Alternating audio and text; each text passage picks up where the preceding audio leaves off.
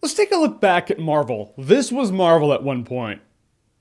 Yeah, and now we're here. My, how things change.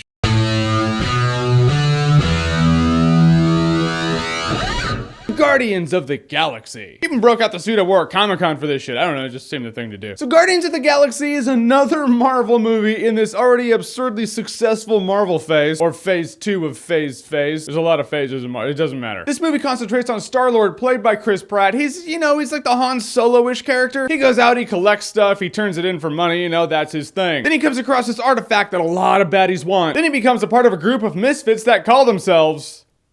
Yeah. And now we have the movie. A movie that everybody is shitting their pants over. Gotta say, this movie's a lot of fun. As a fan of Star Trek and Star Wars, I was watching this movie and I was like, oh, this is what it would look like if the two combined. Always wanted to see that, now here it is. And now that we know it's successful, the two sides don't have to war anymore. Star Trek, Star Wars, hug it out. This movie has a lot of things going for me. First of all, the ensemble is great. Chris Pratt's really good as Star-Lord. He is the most fleshed out character. He's the one that they concentrate on. You know him most by the end of this movie. I thought Zoe Saldana's character was cool. Her backstory is crazy, insanely awesome. I feel like you could have an entire movie revolving around her backstory, and that would be really cool. Who knows, maybe they'll do it, but as it stands right now, I was looking at her and I was like, I want to know more about you than this movie's actually gonna let me know. Scene stealer though, actually game stealer, movie stealer. Rocket, he's badass. Bradley Cooper as Rocket, he stole the show. I was hoping he would, I pretty much knew he would. He's one of those guys you walk out of there the hugest Rocket Raccoon fan ever. If Rocket Raccoon was supposed to be a kick-ass raccoon with a bunch of one-liners and really big guns, this movie does him justice. He always has something to say, and in fact, he actually does it better than Star-Lord does. And Star-Lord always has something to say. If the two were in like a roast together, if they were in like the Eminem 8 Mile battle at the end, Rocket would win. But Star-Lord would come in a really close second and you'd still love him also. They all make a good team, but there were some wasteful elements too. You look at it, you're like, that could have been done better. You look at Drax, the dude who plays Drax, not the greatest actor. The character of Drax, not that fleshed out. I mean, he's on a quest for revenge against a baddie in this movie because this guy has really screwed his life up. He says it and that is his motivation, but you don't feel it as much as you should. And I feel like I would have if the dude was a better actor. Also, one of the downsides of this movie I felt was the villain. Don't get me wrong, the villain was perfectly functional and you hate his guts and you're like, yeah, you need to be taken down. He does some badass stuff. What the problem is, Thanos is out there. He's doing shit and you're just like, I know at this point we're taking on number 2. You want to power through this guy to get to Thanos, but the fact is we have to deal with this guy now. And I shouldn't really hold that against the movie. I'm just saying if I had to compare this guy to another villain, he is like the Dark Elf from Thor the Dark World. He's not quite the next Loki, the next Darth Vader, the next crazy awesome villain that you're gonna remember forever. I'm not gonna get the guy's hot toy. I imagine they'll come out with the hot toys of this guy. I'm not gonna get it because I'm not that attached to him. Do I have Loki? Hell yeah, you bet I do. With an ensemble like this, and they haven't had to say their own movies to build their backstories, you just kind of get all of them, their introduction and them in the thick of it in this one movie. In that, it would be great to know more about them, but you're just not going to. Just like imagine watching the movie Serenity and not watching Firefly. It's just you have Serenity. Still a great time, but you're gonna be left with that, I wish I knew more about those people. I thought the humor really worked in this movie, and then the contrast between humor and drama was really good. It's a fun, humorous space adventure, and then someone's having a real moment, and then it gets dramatic, but in a really good way. In the end, Guardians of the Galaxy is an absurdly fun ride. It's like if Star Trek met Star Wars, met Mass Effect, met Firefly. It's a conglomeration of a lot of good sci-fi times, and you're gonna have a